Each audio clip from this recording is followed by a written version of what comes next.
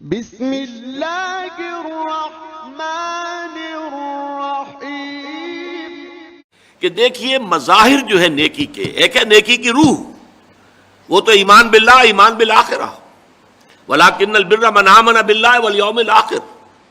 نیکی کے لیے ایک معتدل ماڈل وہ ہے رسالت کے ذریعے سے۔ نیکی کا یہ جذبہ جن اعمال کی شکل میں سامنے آتا ہے، ظاہر بات ہے کہ لطافت بے کثافت جلوہ آرا ہو نہیں سکتی۔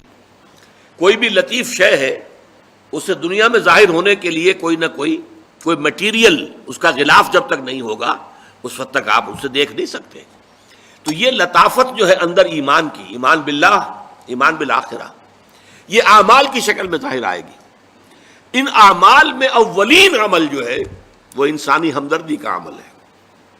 نماز بھی بعد میں ہے، وَأَقَامَ الصَّلَاةَ وَآتَى الزَّكَاةَ، اور اس کی وضاحت میں بعد میں کروں گا۔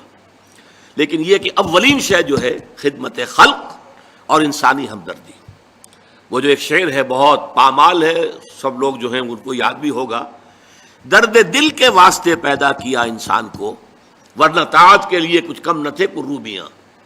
یہ انسان کے اندر اگر درد نہیں ہے، ایک حدیث میں الفاظ آئے ہیں، من یحرم الرفق فقد حرم الخیر کلہ، جو شخص دل کی نرمی سے محروم ہو گیا وہ تو گویا کہ کل کی کل نیکی سے محروم ہو گیا، خیر سے محروم ہو گیا۔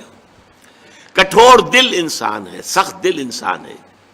کسی شخص کو تکلیف میں دیکھ کر اگر آپ کا دل پسیجتا نہیں ہے، آپ کے دل میں رقیق کسے کہتے ہیں؟ پتلا، رقیق مادہ پتلا، رقت قلب، دل میں نرمی پیدا ہو جائے۔ دل میں نرمی اگر پیدا نہیں ہوتی ہے تو پھر جان لیجئے، میں ایک بہت سخت بات کہنے لگا ہوں، ایک شخص عالم ہو سکتا ہے، مفتی ہو سکتا ہے، فقیہ ہو سکتا ہے، مفسر ہو سکتا ہے، محدث ہو سکتا ہے، عابد ہو سکتا ہے، زاہد ہو سکتا ہے، نیک نہیں ہو سکتا اگر انسانی ہمدردی کا مادہ اس کے دل میں نہیں ہو۔